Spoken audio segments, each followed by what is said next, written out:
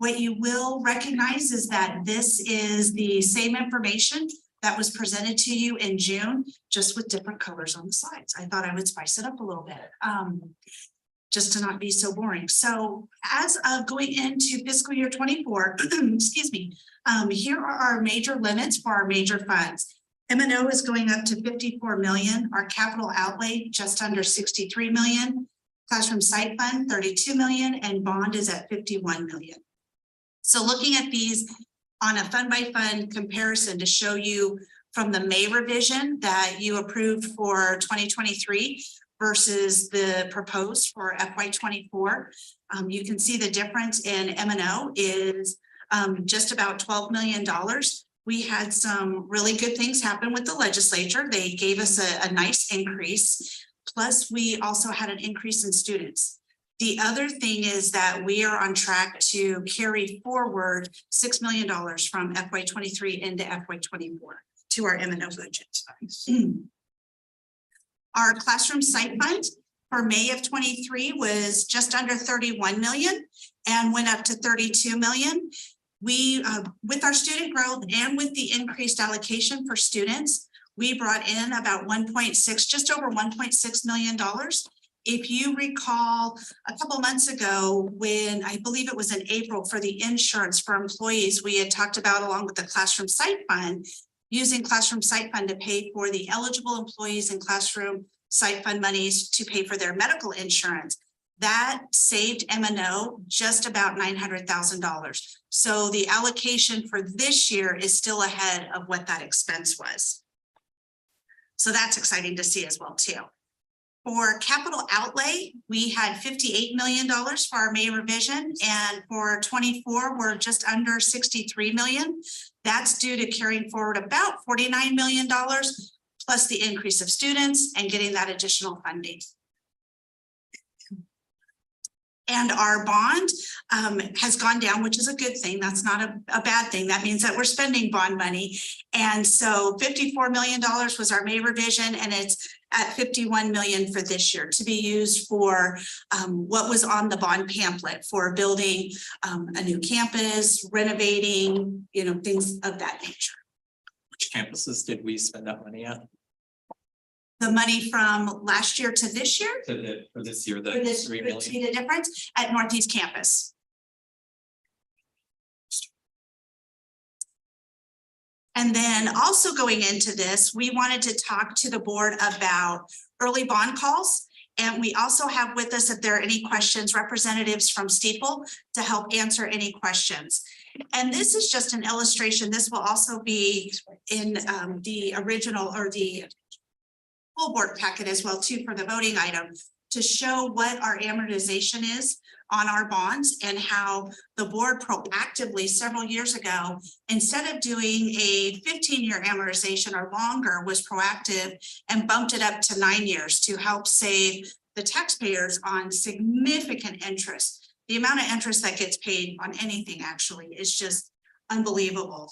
But this shows you what some of those breakdowns are on the current bonds that we have in place, when some bonds can be callable, meaning that we could pay off the balance if we wanted to.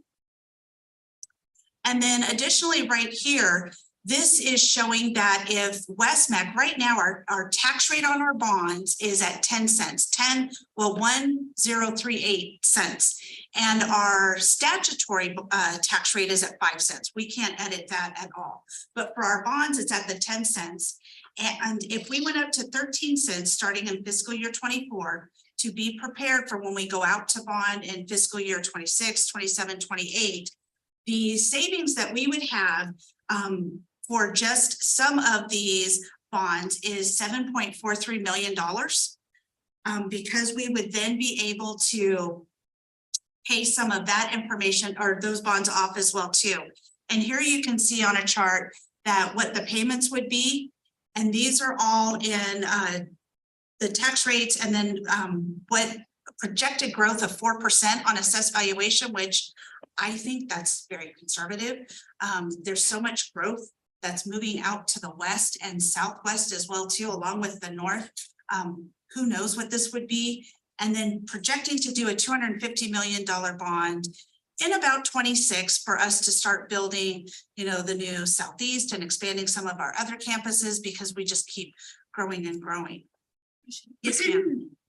So in order to do this in 2026 is something that we have to vote on today, or could we postpone it until next year for the same time frame?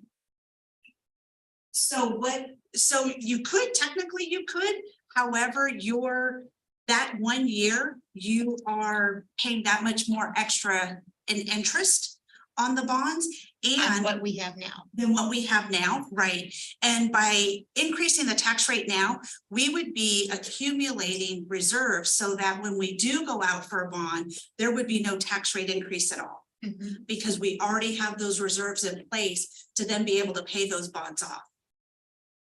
My understanding was we don't put those in reserves, but we would buy bonds back. And when we do that, we save that interest and it kind of is like a snowball, it accelerates. My question is, you said we're at 10.38. If we do nothing, the rate would drop. What is the rate going to drop if we don't take action? Because we bought some bonds back. Where would it go down to? So looking at some things, the rate would, you know, if you looked at fiscal year 2031, for instance, the rate though would drop down to 9 cents, but the amount of interest that you would end up paying is $76 million on this. No, not that. So for next year, right now, Oh, our tax rate is 10.38 cents per thousand because of our bonds. But this year we're going to buy back, you know, that 2024 line of bonds. So we won't have that interest. So by statute, it's going to go down. So my question is, how much is it going to go down if we don't take action? how much is the interest gonna, I'm sorry. So how much is the tax rate going to go down? Because if we take no action, it won't be 10.38. It will go down based on what our bond is. So we would keep the tax rate flat. We wouldn't drop it. No, we would, I think statutorily, it would drop based on what our bond is. And so that's the question. Because every year our bond goes down because we buy bonds back. So the tax rate goes down for our constituents. So what we asked is, and I think, Brian, do you understand my question?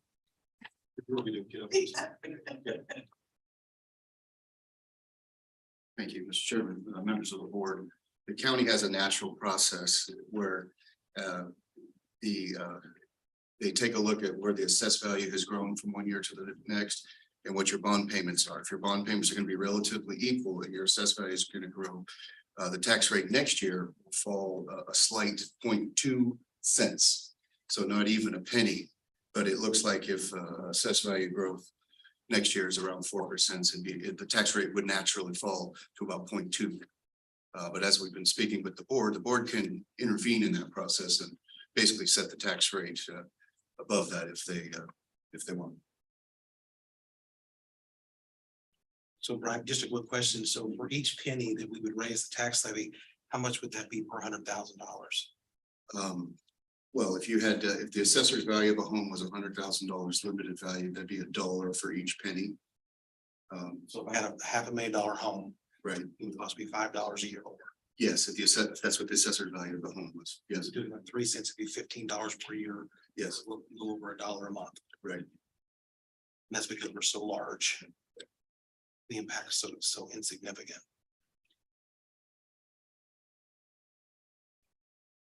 But if we took that down, like say for an example, let's say we took the 6 million off the $22 million.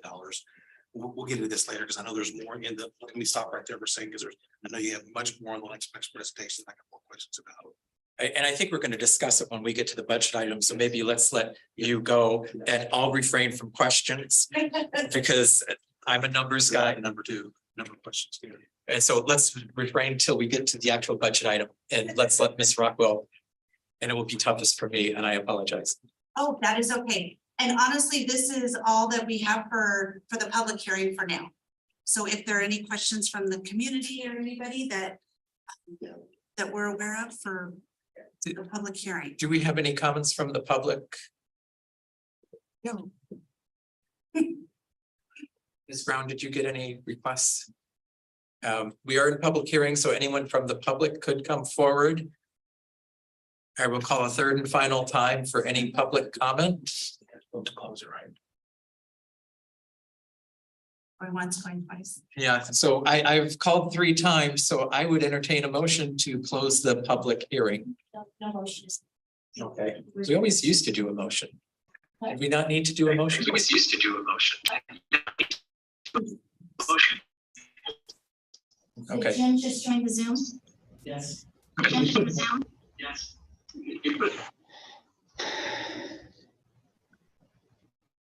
All right. All right.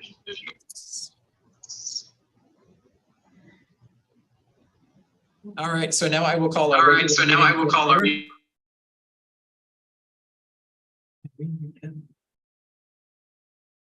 So our regular meeting will be called to order at 4:47.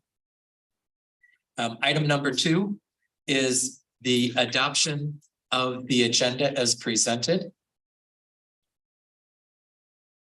And is everyone in the meeting and able to?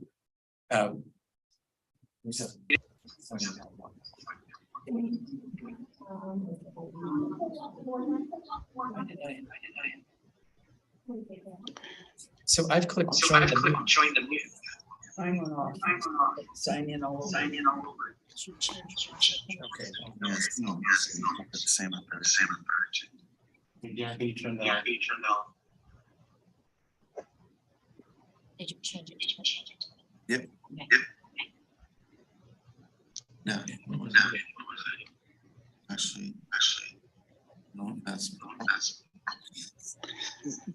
Frank, just so you know, I'm online, but I can barely hear you, even with my volume on this Chromebook turned all the way up and my hearing aids turned all the way up.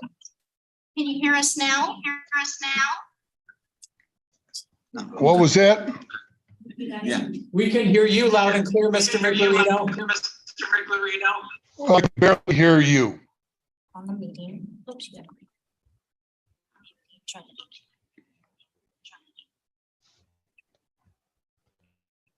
All right, we'll have someone work on it here.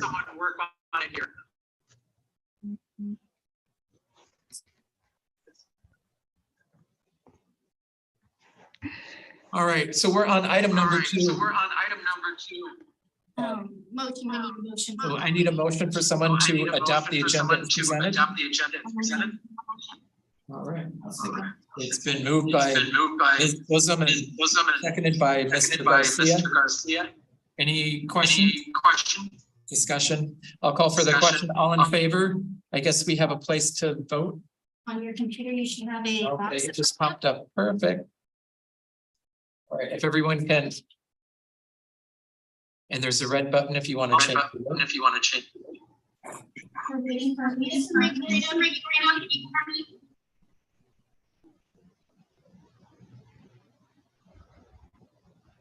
I need his vote.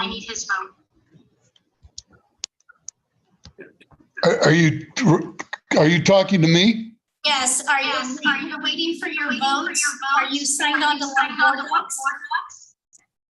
I can barely hear you, but I think you want me to vote, but I thought you said there's going to be a place on the screen to vote.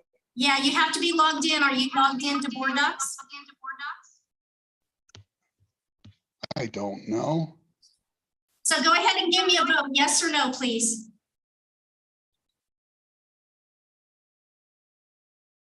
Are you okay with the agenda? Are you okay with the agenda, Mr. Miglorino? I am now. I clicked on Word docs and it's asked me if I wanted to leave the site. I'm sorry, I didn't catch that.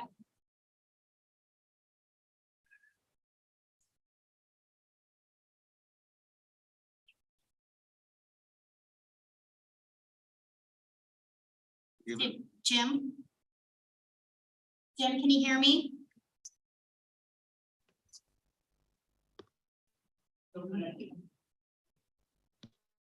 So should I just, I'm gonna just not, mark not present for vote. Just say he abstained. Can you just call in instead of being on? He could. but Would that be easier? we have to ask IT if that's possible. Okay. Motion passes. All right. Okay, the agenda's approved. All right, at this point, we're going to have the pledge followed by a moment of silence. Dr. Aaron Parsons from the Southwest Campus will lead us in the pledge.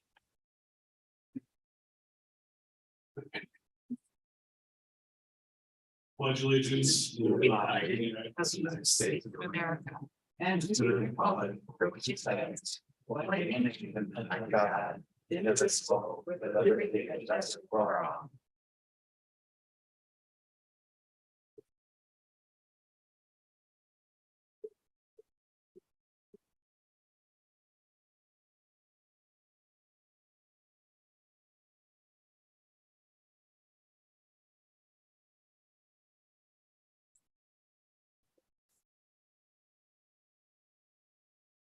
They're gonna bring a phone in and have him call in. So we'll go ahead. Okay. Motion. Moving on to item number 4, motion to approve the minutes from last month's meeting. I'll make the motion to approve it. Second. All right, a motion by Ms. Bosom and seconded by Mr. Ramirez. Any discussion? If you could please vote then. And since I was not here, I will abstain. Jim Dolan.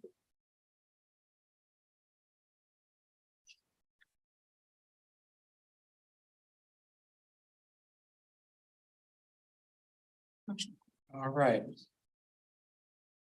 Moving on to current events.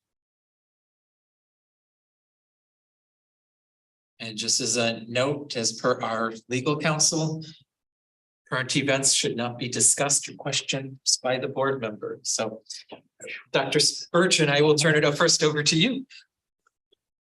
Thank you, Mr. Straka. So as you well know, June and July tend to be a little slower months for others with vacations and other folks being out of the district, but we've been pretty busy. A couple of things I want to mention is we had our first Glendale Business After Hours event at our central campus. And because they can't have certain kinds of cold beverages there, we had a theme around an orange float. And so we had a number of folks that were there and got a chance to view our aviation maintenance, our CNC coding drone program, and they were very, very, very, very pleased. And so because of that conversation, CJ was invited to the National STEM/CTE conference. And he's actually heading back now from Orlando. So he got a chance to be the keynote at their opening day, and then did a session yesterday afternoon, and had just a tremendous opportunity to really continue to keep CTE in the forefront of the national narrative. So that was a great piece. And then I was able to be a speaker on the Arizona Workforce Summer Conference, where Robert and I were both there, and I got a chance to talk about our CTE programs, our workforce development activities, and how we partner with our community folks, and how we continue to move us forward in providing the workforce for Arizona. Had a chance to go down yesterday. Mr. Guy and I went yesterday. We got invited to Agua Fria's annual summer leadership summit. And they had probably over 100 folks from their principals, assistant principals, directors, board members, superintendent were all there. And I got a chance to speak for about 12-15 minutes, talk about our great partnership with Agua Fria and some projects that we have going on there. Very well attended and very well received from the folks yesterday. We got a chance through Dr. Pingarelli's contact through the Department of Public Safety. We met with our law public safety program and Department of Public Safety to work on internships, externships, and apprenticeships. And what a tremendous meeting. In fact, we left there with more opportunities than we did when we first started with the opportunities. And so they're very pleased. So the next step in that process is we're going to set up a time for them to come and visit our Northwest campus while they work on the IGA for us to work through those apprenticeships, partnerships, and again, paid. These are going to be paid opportunities for our students to be able to earn while they learn. So it's going to be fantastic for that. Was able to participate in West Valley's Pipeline 2.0. As you know, West-MEC is the major convener for economic development, business and industry in our area. And so they're working on their next 5-year plan. It's called the Pipeline 2.0. So we had a number of us that participated in the education and again, in the afternoon, the workforce summit feedback groups. So we got a chance to talk about where we are, where we want to go, what we want the West Valley to look like, why it's important to live in the West Valley. And, you know, really the overall analysis was people want to be able to live, work, and play here. And what does all of that constitute? And we're a big part of the workforce development around continuing to draw those companies. Because as companies come, as education comes, as those improvements continue in education for West-MEC, for K-12, all those things can contribute to us becoming the West Valley that we all want to know, love, and want to live in. So just tremendous conversations with Spark. Kevin Duncombe did a great job for West-MEC. So we're very pleased with that.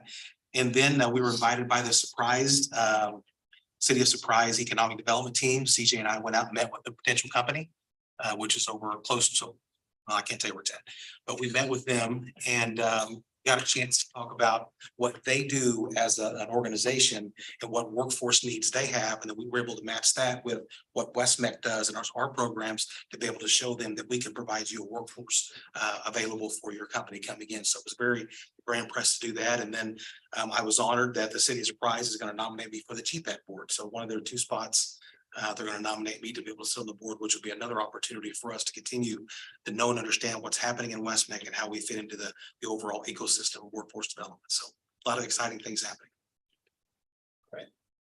Other board members, any reports? I would like to partner with Dr. Spurgeon on the conversation with the workforce stuff. The governor attended our event that we both attended. She was there, she gave a lot of good remarks. He also asked a lot about our CTEs. There's a lot that our newly elected don't know about technical education centers or about what the value is to our areas. So we have been in a lot of discussion with the policymakers in the governor's office on how to grow our CTE footprint. We also had an NGA, which is the National Governors Association, that was there as well. And a NOB, which is another government workforce arm association, and everyone's taking notes. Arizona is a footprint that people are starting to learn from. So I appreciate Dr. Spurgeon for coming out with the team. That was pretty powerful. And then the other CTEDs were there too. So it was interesting. I wouldn't mind joining on that myself. I like to be aware of everything that's going on. Those are really good because they're just great connection pieces because there's so many folks that you hear about and groups that you know are working in the same field, in the same areas that you really never connect with.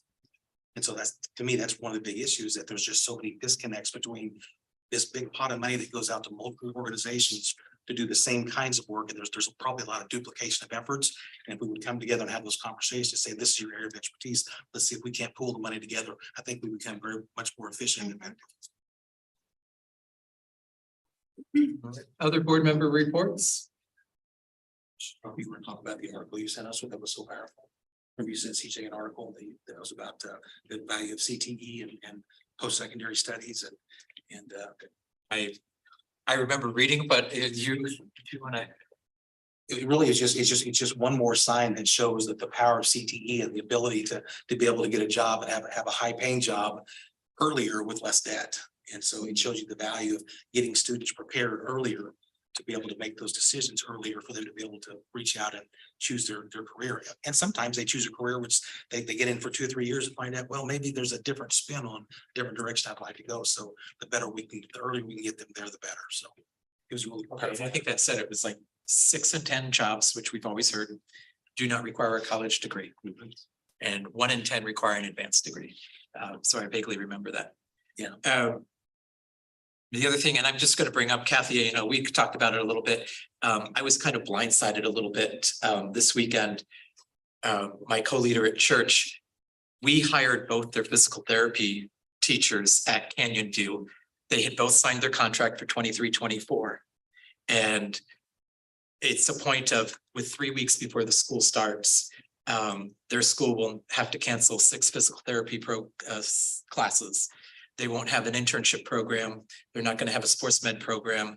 And their CTSO for physical therapy won't happen this year because we hired they're both their teachers late in the game. And they had both signed for next year. So he's not very happy that we stole people away that were signed up for next year, and they're in a really hard spot. So I know I talked to Kathy and she's going to follow up, but if any other board members are interested in getting the follow-up, just reach out to Louisa to get the follow-up on that, because it's 150 kids. And if they're seniors, they're not going to get that second year of physical therapy. And that's kind of, that's not what we want to do for our feeder schools, and however we can fix that going forward, we want to fix that. So we've done this two ways in two different districts. The first way is you just don't hire someone under contract after the month of like June 1st or June 15th, whatever that date might be. The second thing is if that happens, second way is you have to get permission from the sending superintendent and from the receiving superintendent in order to make that happen. And then what we've done in the past is that we would allow people to leave, but we wouldn't let them leave until they found a replacement. So that can work multiple ways. I'm gonna cut off conversation only because we're not allowed to discuss items per, I appreciate it, but I don't want to get us in trouble with our council. But we have some solution that we can put forth. And that's what I'm looking forward to hearing. Cool. Any other, Mr. Miglerino, any board member report? Hearing none, we'll move to legislative update. No, All right, thank you, sir. We'll move to the legislative and business partner update, and I don't see Mr. Williams and I see Mr. Welch. So are you subbing for Mr. Williams today, sir? Thank you, Chairperson Streck. I am subbing for Mr. Williams. Mr. Williams said, Dr. Spurgeon said is on flight. He's in the air right now. So he asked if I would share his notes this evening. So Chairperson Streck, our governing board members, Superintendent Spurgeon, thanks for the opportunity to really amplify both what Dr. Spurgeon had kind of talked about in his updates, as well as governing board member Garcia talked about as he added an update also. First, legislatively, the legislature remains in recess until July 31st. The governor has issued a handful of executive orders on a variety of topics, ranging from state cybersecurity interests to educator retention and school facility safety. I just note on the educators retention, many of our longstanding board members will know that in the K-12 arena, sometimes CTE is overlooked. The governor's office was very specific to make sure that CTE was included. So they vetted the survey with CTED superintendents to make sure that it addressed CTE teacher needs, such as leaving for industry pay or those types of things, as well as making the survey available during the conference to make sure that CTE is well represented in the survey. So we appreciate that. On to business development, this is where I'll really amplify what was previously said. As Dr. Spurgeon said, and Mr. Garcia mentioned, the first annual Arizona Workforce Summit. We were very happy to be part of that. The only thing I would add to the comments you already heard this evening is, in addition to CTEDs and the state being there, it also had industry leaders. So TSMC was included with Scott Holman, who you know is really both Dr. Spurgeon and CJ and West-MEC have formed a very close relationship with what will be the leading employer in the West Valley. So to have that strong support and continued partnership there in this kind of venue is just really, really important, and it's really amplifies the work that we're doing in that area. In addition, Dr. Spurgeon talked about how happy we are. We regularly participate in pitch meetings with the Arizona Commerce Authority and Office of Economic Opportunity, but now we are hearing from local cities. So like the Surprise reaching out and really asking us to be part of that too. And I just wanted, because CJ gave me the quote, just after Dr. Spurgeon and CJ kind of met with that pitch meeting, the really founder and decision maker with this company that's looking to relocate here sent a text message to CJ saying, West-MEC is doing some of the most compelling work that I've seen in training the next generation of qualified workforce. Very excited about coming to Arizona to be part of it. So it's very exciting to see not only cities asking us to be there, but these are companies that are making decisions to be here because of the work that's happening here at West-MEC. When you think about how that's going to change families that now, I used to live, my first home was in Surprise. You had to drive, hours because there was no work in Surprise, but this is really changing and West-MEC is part of it. So really excited that both Dr. Spurgeon and CJ Williams were part of that pitch meeting, and the city of Surprise reaches out to us. So phenomenal. And then finally, just further testimony is the conference that CJ is at. Dr. Spurgeon talked about, this was the STEM Leadership Alliance Summit, and for a long time, STEM was, STEM sometimes thought themselves, right? a little, these are the MITs of the world. They're a little higher than CTE and stuff. But they've really had an evolution of thinking and invited, as you heard, CJ to come and deliver part of the keynote and do a session that was very, very well attended. Through text messages, both Dr. Spurgeon and I have had the benefit of living through the conference with CJ, and he's like the star of the show. I mean, he's had so many people. Our email have been flooded with people that have been so excited by what CJ's talking about and the connections between STEM education and CTE. There's already a long list of folks wanting to come and see what we're doing in person. And CJ's talked to them about the career trees, and we're not only delivering technical skills, but we're also delivering the professional skills that employers most wanted. So talking about the ACRC and those types of things, Mr. Garcia, have been very, very exciting. So that's it for what we're doing, and just excited to be changing the world. All right. Thank you, sir. All right, moving on to Mr. Cook, the annual update of communications.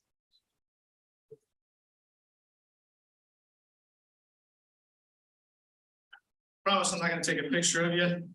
Unless you do want a headshot, please let us know for future. Thank you, Vice Chairman Straka, members of the governing board, and Superintendent Spurgeon. We are excited here. I got the whole team here. You haven't met all of them, so I wanted to have them here to kind of show the quick little glimpse of what we did for this banner school year in 22-23. Carissa is our social media, Jonathan is in our media productions, and Grant is communications specialist. They'll be up here in a second to talk as well.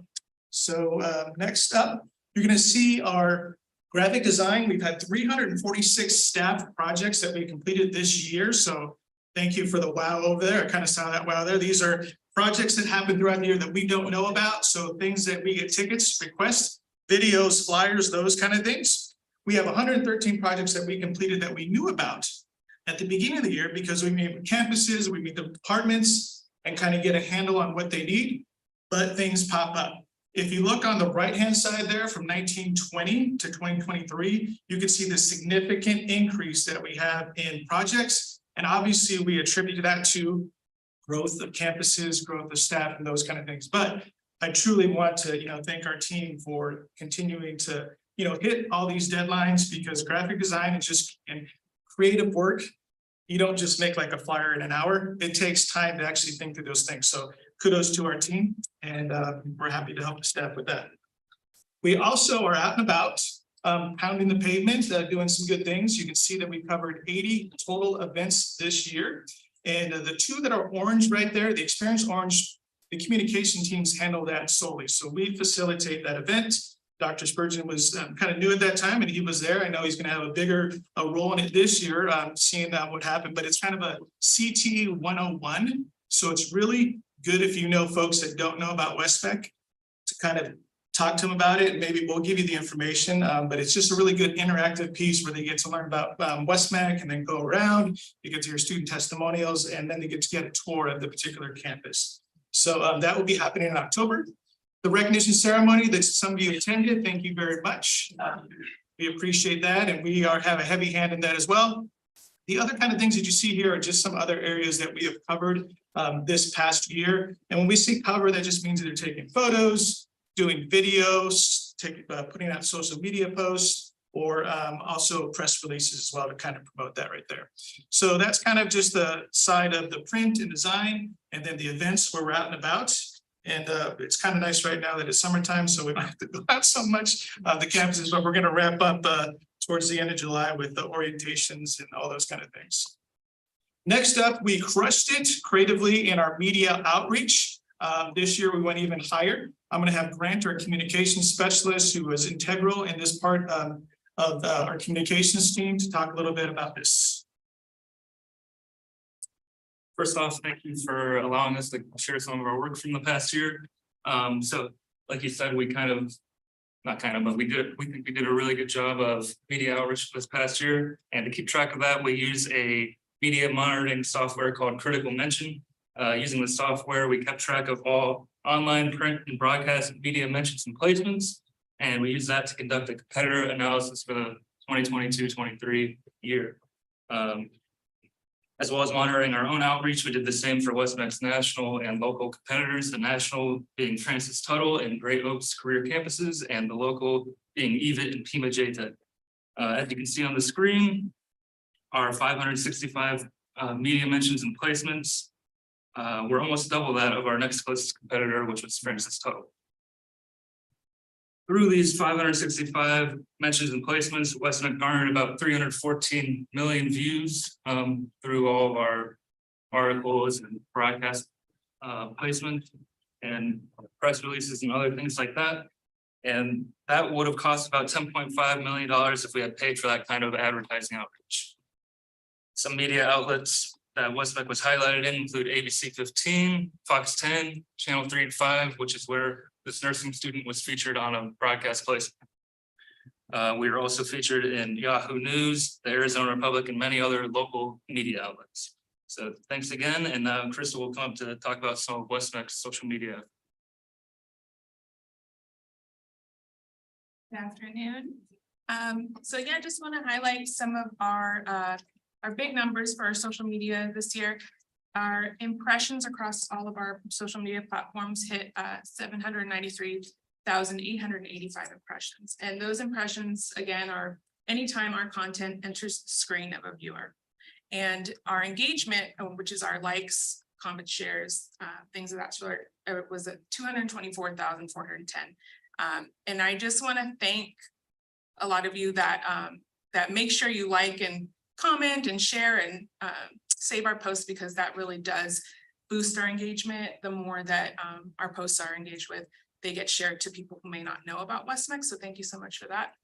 On the right-hand side of the screen, you'll see some organizations, just a handful of organizations that mentioned us in their social media and tagged us, just calling out all the great things that we're doing at West-MEC and their partnerships with us, and just a lot of great things that they're saying about us on social media. And there in the middle, you'll see kind of an example of a recent post where we highlighted our credentials total number for the year. Something we take a lot of pride in is for our social media, we really work hard to do some creative things. So this was a little animated illustration, kind of just having fun with our little Wesley mascot. But some of these creative posts, they're a little more engaging. They really catch the eyes of our students and our West-MEC community. So just wanted to share that. We really take pride in that. Can I make one note, Chairman? Yep. That number last year was 4,524. Wow. We definitely wanted to call out. Can we have the impression numbers from last year too? Because that seems a lot higher. It did definitely grow. I don't have that on me at this current moment, but I will definitely pull that number up and share with you guys. I can get that to you. I want to say it's over the last few years, it's grown considerably. And we'd love to see that. And my number was this number right here. The credentials last year was 4,500. Yeah.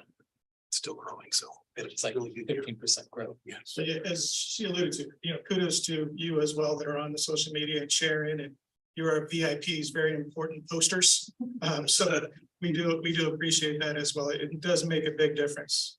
Just sharing, not liking, sharing. Yeah, I try to repost on LinkedIn. That's the one you guys taught me to always repost, it's more valuable. So thank you very much. Thank you. All right. And Jonathan's going to come up and talk a little bit about videos. Quick question, Chris. When you say sharing, do you mean, is that different from reposting on Instagram in your story? Yeah, I mean, on Facebook, it's just a matter of hitting that share button, but it is essentially reposting or tagging us. And See, and Facebook's about the only thing I'm on, so I share it all the time. Awesomeness. Awesome. Thank you very much, Governing Board, for the opportunity to share today. In the last year, we created a total of 33 highly curated videos for West-MEC. This includes a total of 8 Why I Hire videos with 8 of our different industry professionals, various alumni, teacher, and parent testimonials and appreciation videos, social media content on professional skills and industry credentials, and news segment, award, and event coverage. Again, it's been an honor and privilege to share and serve our West-MEC community and promoting all of our students' stories and achievements in their career paths. Again, it's from our team. It's incredibly fulfilling, and it's an honor and privilege to really have artwork, but also it's more important for us to share their story on, of course, the impressions that we have grown in the last year. And this year, we did create a highlight video for the 2023 recognition ceremony video and recapping the events and that we're excited to share with you. It might be a little loud, so it should be fine, but just to brace your ears, we'd like to share it with you today. All of our West-MEC family truly cares about each of our students after they leave us. And we want to make sure we do everything in our power to set each of you on a path to economic independence and financial freedom. Each credential you have earned this year has the ability to change a generation and cut a path for others to follow. Enjoy what you do. Take pleasure and satisfaction in what you achieve. Steve Blank once said, "You get to make your own luck. 80% of your success in your career will come from just showing up. The world is run by those who just show up, not those who wait to be asked." If attending West-MEC this year has taught me anything, it is simply that change is the only thing constant. Change is truly inevitable. Setbacks will most certainly cross your path, but always remember that setbacks are just a setup for a comeback. Because as long as you're on your path, no matter how long and hard it may be, it's what you want. It's your dream, no one else's. We would like to say thank you to the teachers, faculty, parents, guardians, family members, or other influential figures in our lives. You're the ones who have helped us make us who we are today.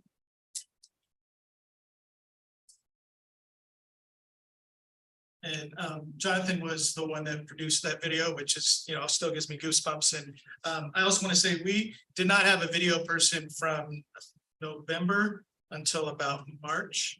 So we, picked up the slack and worked on the videos and did that. But also, just to Jonathan's credit, I've never been on the Autobahn. I know somebody just on our team, Speranza, just went to Germany and she was in the Autobahn, but I kind of put him on the Autobahn when he got here, and he was speeding away and he was able to, kind of help us out. So I appreciate him. Thank you for all this work you do along with the rest of the team here as well. So that's kind of our update. And there's just another picture of one of our teachers from the Northeast campus being interviewed by Arizona Family for an event. Great job. I had a question. Mr. Chairman, go for it. So the school year is getting started now. We're in July. The kids are getting ready to go late July, early August. Do we have any recruitment videos or recruitment type videos that we're filming to get those freshmen, sophomores excited to, or knowledgeable to enroll West-MEC? Great question. So we, at the beginning of kind of June and July is our ramp up time from creative projects when we talk about those 113. So a lot of some of those projects in there are related to things like that, which we then hand off to the recruiters. They use them in drip campaigns and those kind of things as well. So we're doing this year all new 30-second basically videos for every single one of our programs. Speaking of the Autobahn, putting Jonathan in charge of that. So we have that, and obviously we do some drip campaigns kind of with social media, pushing out information as well. Then we work on presentations that we give to the recruiters and also to the counselors to then push out to the West-MEC reps that they can use when they're going and talking and selling West-MEC to the students. Are we doing that in both English and Spanish? We have some videos in Spanish, but not all the information is in Spanish. So something to think about. Thank you for the suggestion. Yes. Do you work with the with newspapers, reporters? Yes, we do that. We do a couple ways. You can do they're known as pay for plays, where you'll see them from time to time. EVIS does them, other schools do them too as well, where you get to have an article sponsored by a certain place where you get to put the content that you specifically want with photos and those kind of things. So it's like buying an ad.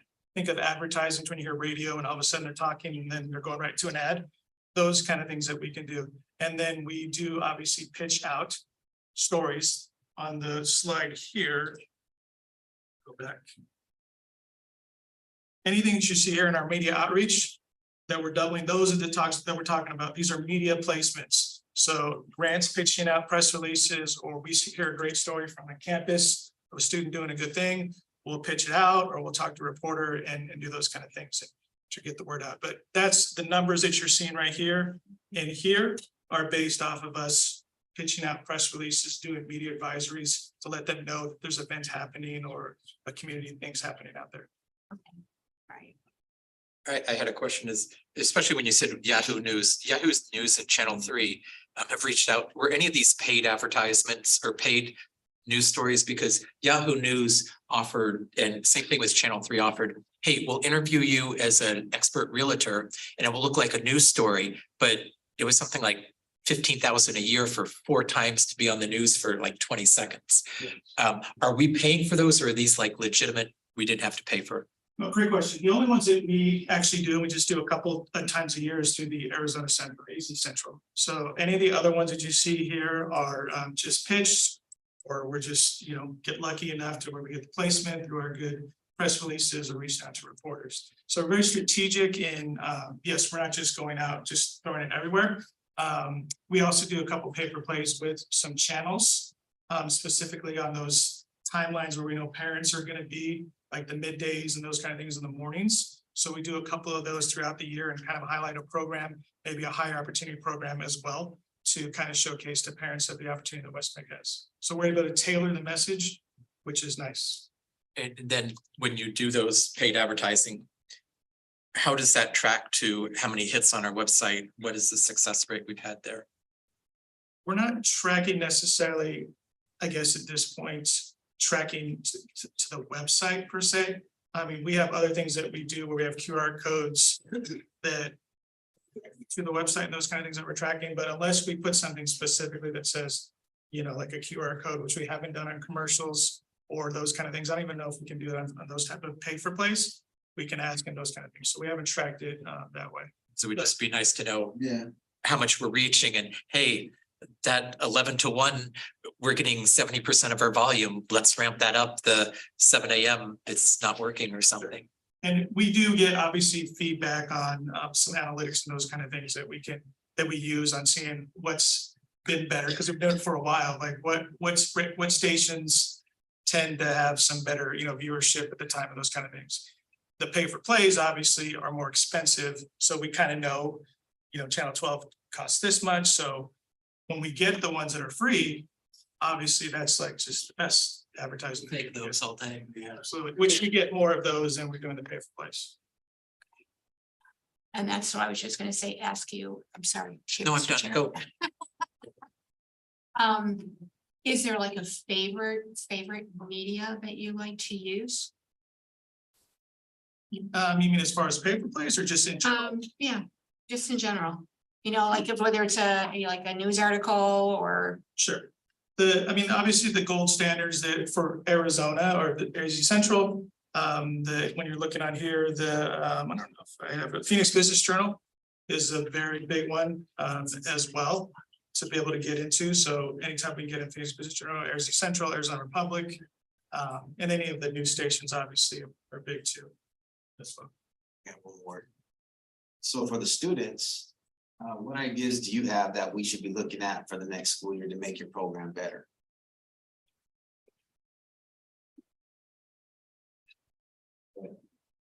More ideas to make to broaden your network, to broaden your media capability, or is there anything there that we should be improving on for your age groups?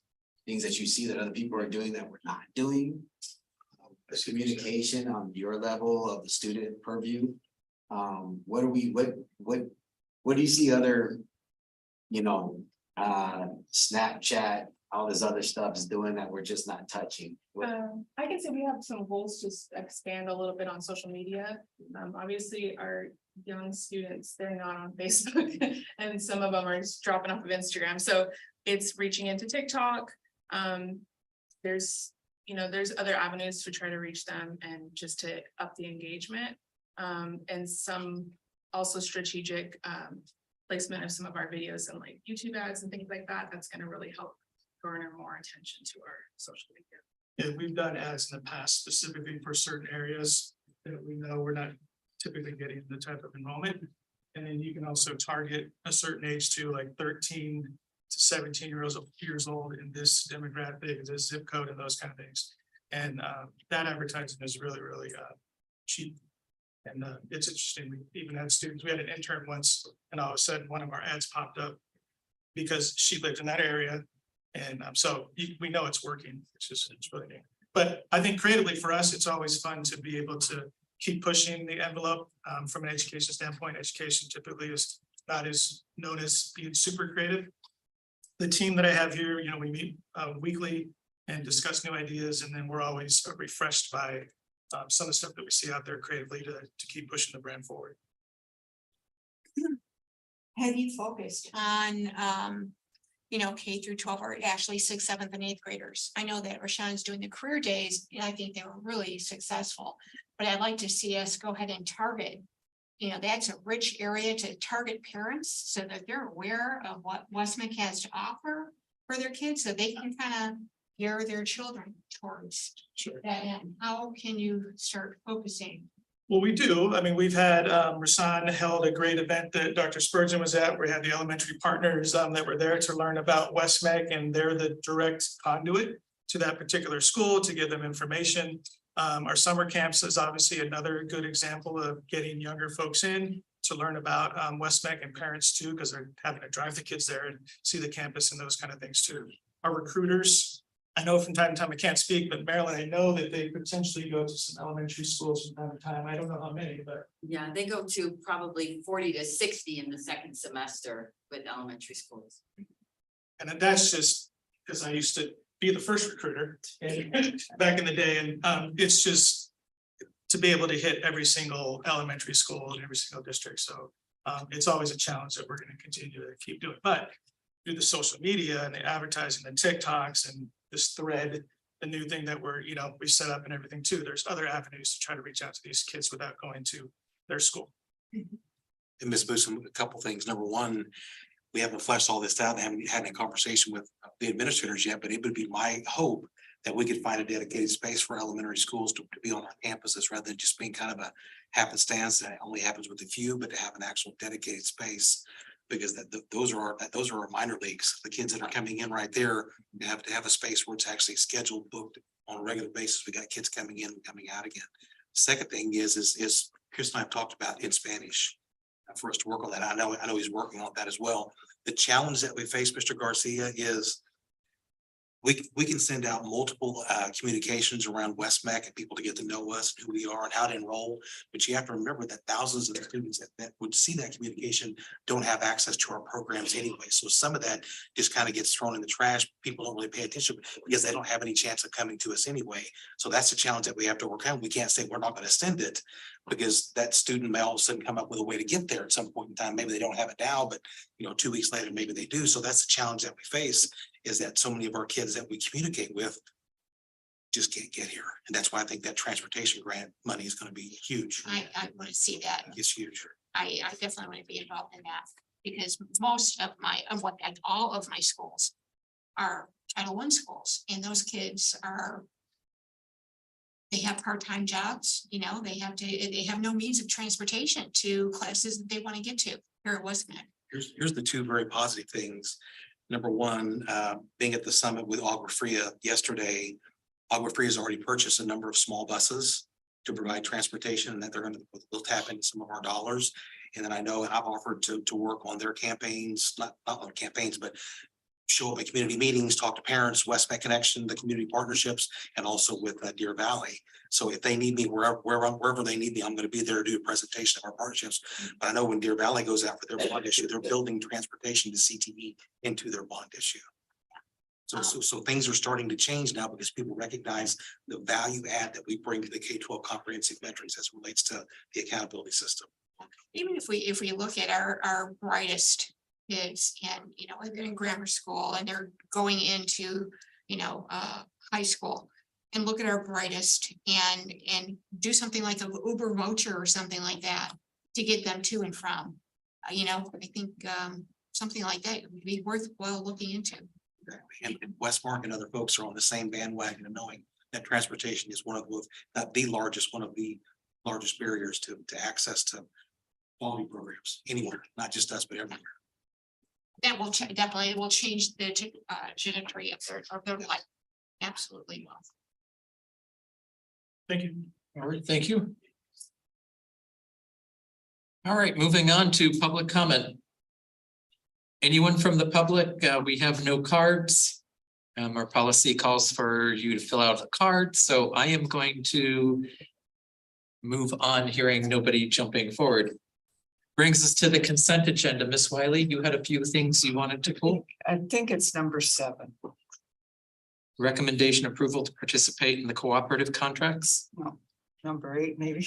Recommendation approval of personnel action. Yeah. Okay. Anybody have anything else? I would entertain a motion to approve everything but item number 8.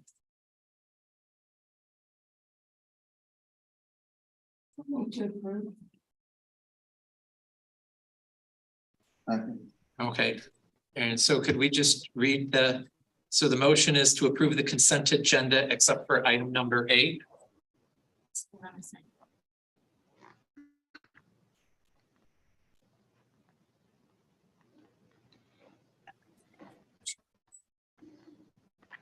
Okay. Are we going to put that? I'm just waiting. Made by, It was made by Ms. Bosom and seconded by Mr. Ramirez. Your motion is up on the screen. Motion to approve consent agenda items as presented with the exception of H8 and move H8 to action discussion. I don't see anything. oh, there it is.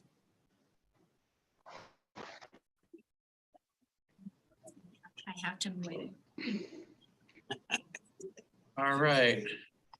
The motion is up. You're free to vote. Jim, can you hear me? Yes. Can you go ahead and place your vote if you don't have the pop-up box? Find just a give me a yes or no. The pop-up, I don't know how to get it up. It doesn't come up. Okay, so just give me a yes or no verbally. I can't hear you. Give me a yes or a no. Motion is to approve the consent agenda with the exception of Yes. H8. Yes, thank you. Yes. I was going to shout it to the microphone next. So with board docs, the process is we're going to go into action discussion. I have to move the item into action discussion so we can go ahead and start with action discussion 1. It'll be the last item on the Okay. action discussion. So we'll come back to your item if that's all right. All right. I don't have it up front. All right. Back to the budget. So Ms. Rockwell. Vice Chairman Straka, board members, Superintendent Dr. Spurgeon. So the proposed adopted budget for fiscal year 2024 as presented during the public hearing is brought before you for approval. The same numbers and the same information that was presented during the June meeting. And so we just need an action to approve it. And statutorily, we have to do that no later than July 15th of every year. And not before like the first week of July as well, if I recall, because we always had to have our board meeting the second week of the year. Well, so what the statute is your proposed has to be done no later than July 5th.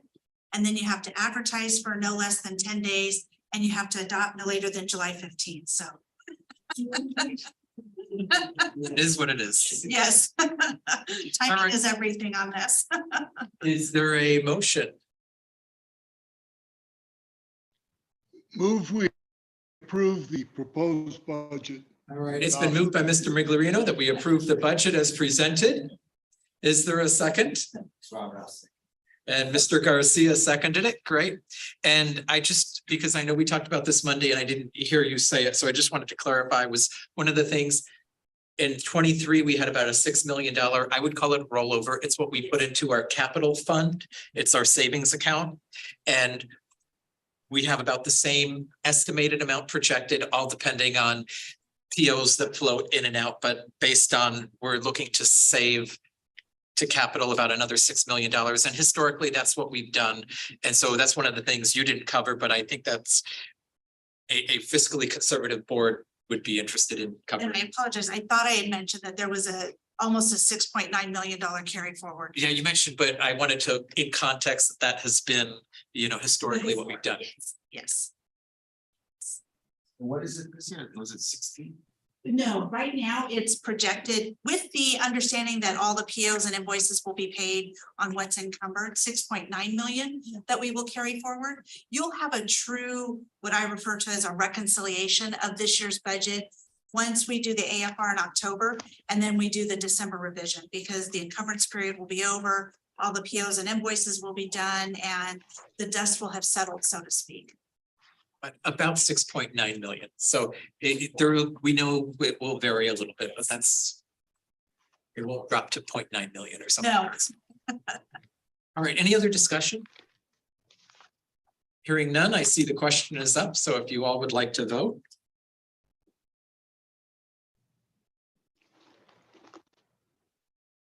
Mr. Miglerino, can you give me a yes or no, please? Yes. Thank you. I would hope he'd vote for his own. All right, thank you very much. Moving on to the bond. And if Mr. Lundberg would like to join you at the podium, I think you'll both have some questions. Yes. I assume that passed, Ms. Brown? Yes, it did.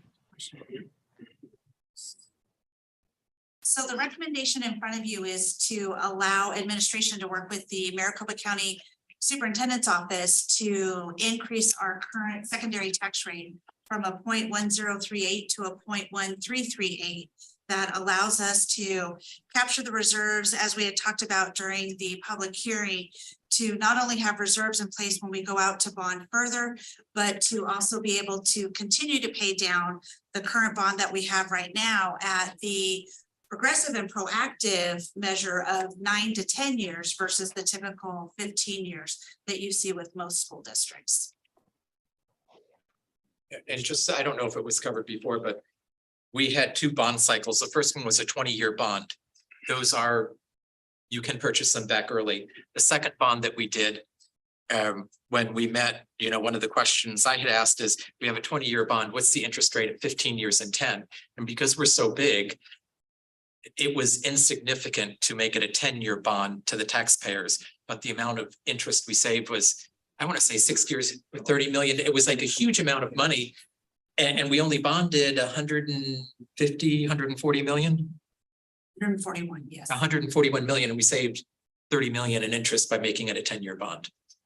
That's 20% of the actual bond cost, but we cannot call those early. And so this was one of the things I had been asking for a couple of years was, when can we call these and get to try to make things better for a future board when we go to bond? And the question I had asked at the last board meeting was, there were 2 options: increase the tax rate, but also we have, we just put another $6 million away in the bank. If we took some of that capital and kept the tax rate the same for the taxpayers, how much would we have to pony up, same thing, to get us to that 26 to 28 year? And is that something we want to look at as well? And I know you were going to do some research on that when we met a few months ago. We want to bring that presentation out. Yes. Do I go ahead and bring it up, or? Yes. Okay, Is that the PDF before? yes.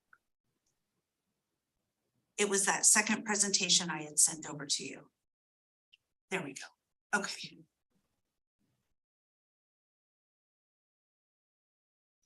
Oh.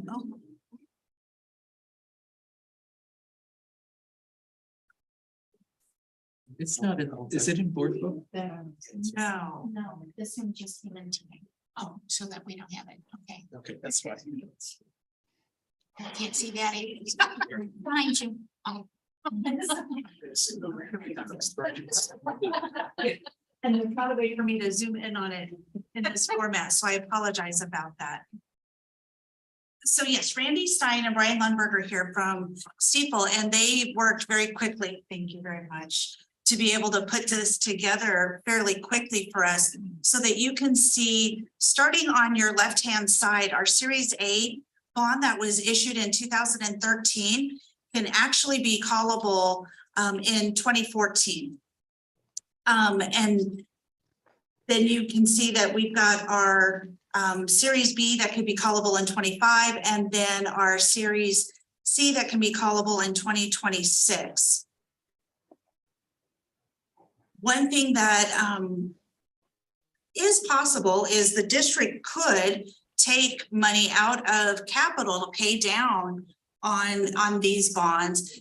I will say though, with my years of experience in school finance, that the rate of replenishing that money to our capital fund, none of us would be around to be able to see that happen with $6 million, even just $6 million.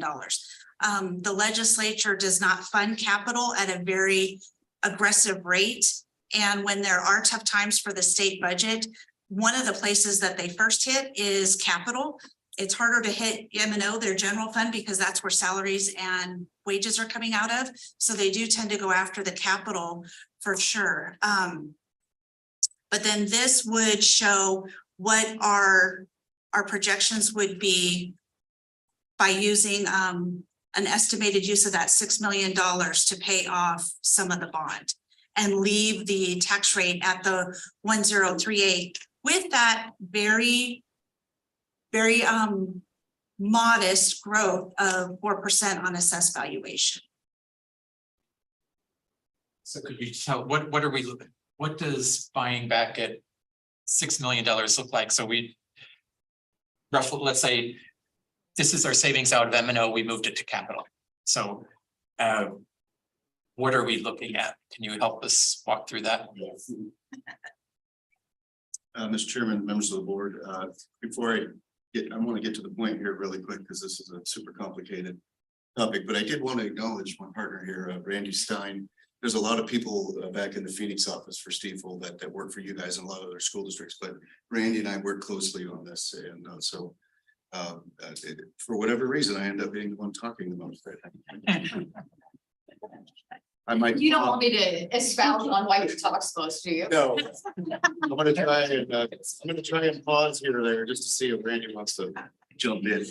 So, well, my judgment, Mr. Chair, is that this is a pretty complex schedule, but maybe I could just kind of speak to getting to the point here of what we're talking about. If you raise the tax rate to 13 cents, that raises an excess of about $38 million over the next 4 or 5 years, which we could use to call in bonds.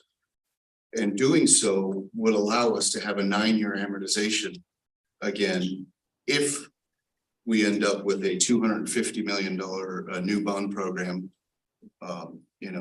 around November 2026. If you kept the tax rate the same, what this shows basically, and we can get into the nuts and bolts here, that raises about 5 million.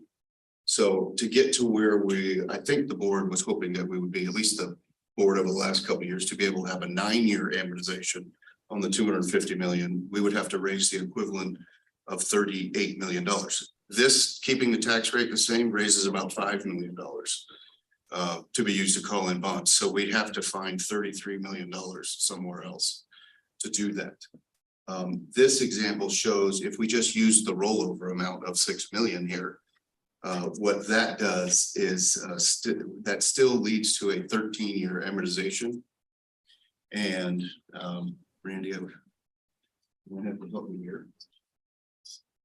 And about $16 million more of interest than if we had the 9-year amortization on the new bonds. I'm gonna pause there because I tried to get at the real question, which was. Yeah, and I think part of it is, and so I would go back a few years when it's probably a lot of years, when the state was under a very tight budget. They were looking at doing a sweep of all the district's capital accounts to balance the state budget. So my concern would be, we're sitting with that money there, and at any time the state could come and sweep it away. And I'm not really hip on giving money back to the state that's ours. And that's part of my concern. $6 million you said $6 million would save, and the interest would save $5 million. And then the other option, could we go back to the 13 cents? Because I want the, Brian, you were gonna say something? The July 11th one, oh no, the June 27th, that's what. Do we have this available? Not on here. Okay, so good. Mr. Chair, in the interim, the $6 million. If you just use the $6 million to call in bonds, that saves about $1.5 million in interest, $1.6 million in interest. I mean, it also would depend because I would want us to pluck off like the 5% ones because, you know, if I'm gonna buy them back, I'm gonna buy out back the most expensive ones. And that's where I look at, you know, even in today's market, 5% is pretty high. Are we better off buying back some of them just because we have money sitting in the bank? What is the interest rate we're getting now? Mr. Chair, I'm hoping that your interest rate starts approaching what the 1-year treasury is at. And that's been near almost 5%. And so they still have some treasury bonds that the treasury office bought a year ago, 2 years ago that are rolling off now. So you should be approaching more like a 4 to 5%. Because I know the 1-year treasury, when I looked at it last week, was 5.4%, but Yes, the right. 2-year and the 3-year, it's nosediving because that number is not gonna last. They're projecting, you know, 4% by the end of the year, and that means Mr. Chair, sorry, I didn't interrupt you.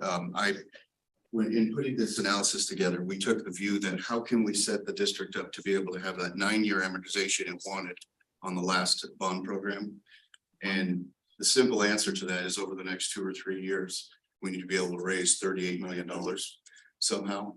But if we don't have that, then we've talked about this in years past. Now that we've come to the point where these are callable, we can start cherry picking off different maturities and figuring out which ones save you more. Like for instance, sometimes even picking off a lower coupon one might make sense because it's a 12-year maturity rather than a 5-year maturity. So yeah, when we get the money in hand, that would be an interesting discussion that we could have. But the view I took with most of these analyses were to try and pay off as much of those long ones as we could to try and get back to where the board really wanted to be, which is more like a 9-year, 10-year amortization. And so I'm comfortable saying that we need to figure out how to raise $38 million. And if we just did it by the tax rate, it's 13. It's about 13 cents. what if we did the tax rate, but we said, hey, we want to get aggressive and throw $6 or $10 million at it. And then knowing that the tax rate would more than cover it, but that gets us earlier. And then, you know, next year we could reassess and maybe we go a little bit lower. But like you said, there's some cherry picking that we should do. And if the board gave you, I don't want to say gave you, but we have in the capital account, how much versus our bond account, maybe we should spend some of that money so the state and show, you know, it's hedging your bet against the state. Should we take some of that? Mr. Straka? Yes. Generally, you know, I know you're very sharp with the numbers and I respect that, but I absolutely disagree with you about dipping into the 6 million. There's a bumper sticker that says stuff happens. And I know about the instance where they did come and collect capital. I even remember when they went back, and I'm sure Randy Stein does, when they took our HOA money, they just told us to go back to the taxpayers and collect it. I don't think we're in that form right now. Because stuff happens, we ought to hold on to that at this particular point. That 6 million would be party. I don't even know what that would save the average taxpayer. Maybe Mr. Lundberg knows that, but I think it would be significant enough to even consider. Thank you. So I think his question is, if we just spent the $6 million today, how much would that save if we cherry picked rough guesstimate, because it all depends on which ones we pick and when and how quickly they roll off, and that leaves money for others. But how much did you say the $6 million would save? The analysis assumed that it would be used in October. It showed about $1.6 million savings in interest. So, And if we start cherry picking better ones or worse ones, I don't think it's gonna change that much. But That's the roughly- sort of ballpark. we're saving 25 cents on the dollar in interest. So we're saving 125% on each dollar we spend this year, roughly. Yeah, 1.6 is about 25% of 6 million. Yeah. That's just for one. No, that's for, that would be over the life, so. It's over 13, 9 years. probably a 12-year, 11 or 12 years accumulated interest savings would be about 1.6. No. Oh, and Brian, what's the opposite of that? If we do the 13 cents, what's the savings over that same time period in interest? By paying them off with the 13 cents. 1.6 That savings was it totaled to 7.4 million. Payments were going to be a lot more, but you came out of pocket with $38 million to pay off those bonds.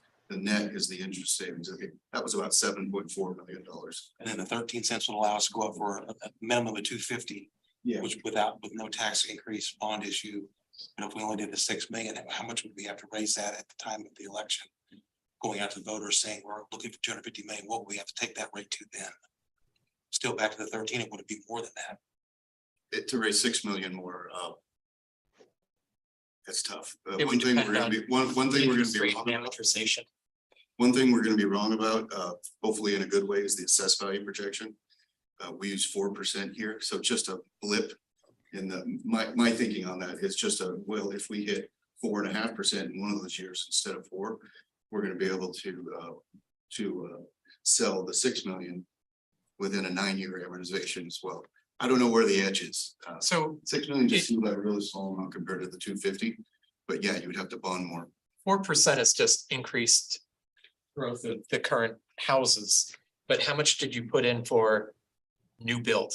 I put in 4% for both, the cumulative of both. And the historic 10-year historic average here, like a lot of Maricopa County, has been more like 6% over the last 10 years. But we don't know if the next 10 years. But 12 years ago, it declined. It did decline. It's declined, I think. In the last 75 years, we've had 3 years of decline. So, and 1 year of zero of home values nationally. So as a bet, I think we're in pretty good shape. But also we have that big TSMC plan. It's a 60 billion, phase 2 is $60 billion. That all will go into our tax base in the next few years. And that will be a significant tax check to West-MEC. Mr. I think Trika, 1% that's a is probably low. example why we want to wait and then be able to go out for a significant bond at one time and have all of our chewing up that $6 million isn't really going to mean anything. I couldn't hear a word that Jim said. Jim, can you repeat that? Chewing out the $6 million capital money isn't going to be meaningful.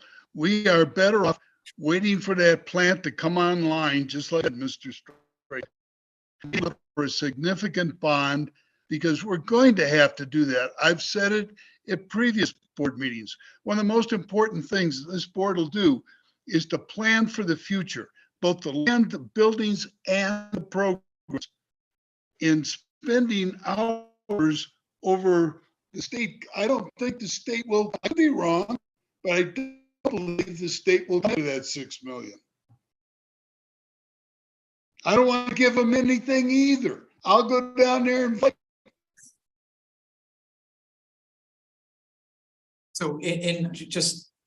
I believe Ms. Rockwell made some very good recommendations. In our, can you just, again, for the board, how much is in our bond fund and how much is in our capital fund?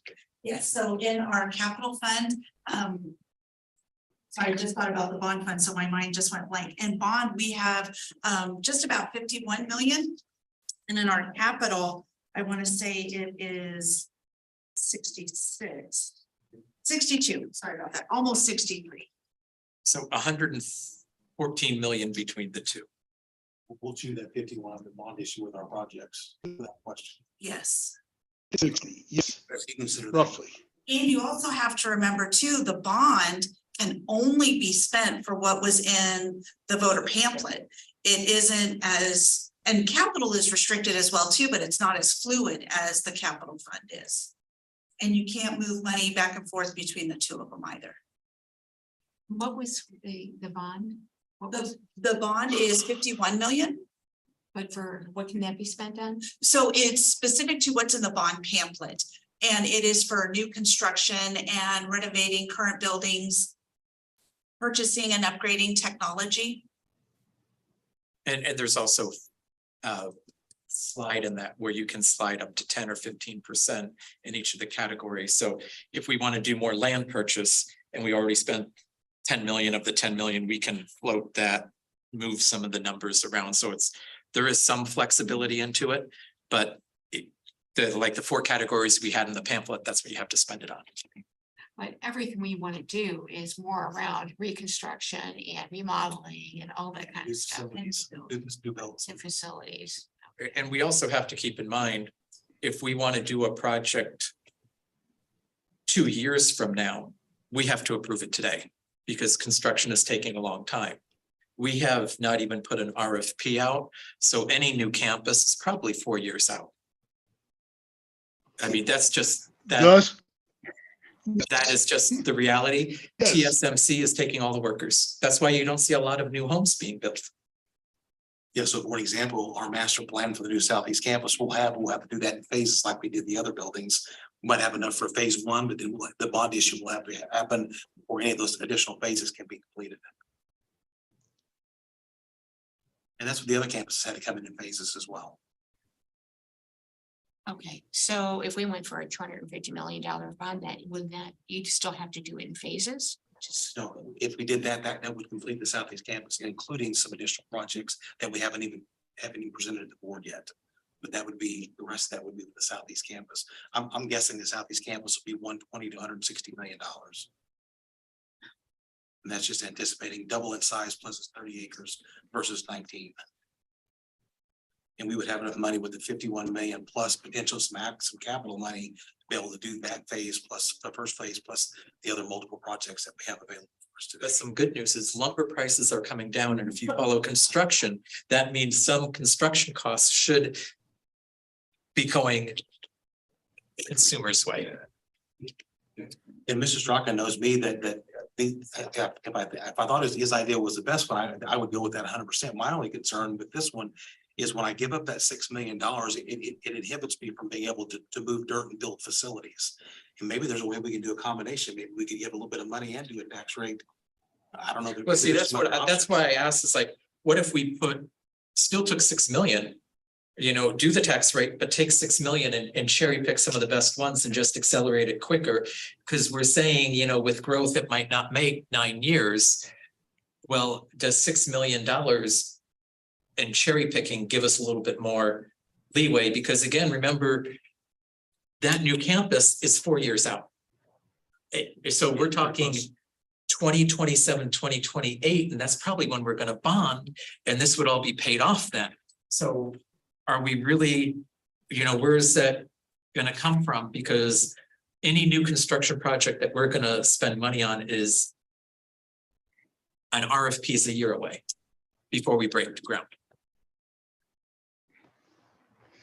I mean, that's just a couple of things. So you probably should have all that. First of all, What years we want to do that? like 2-3 years.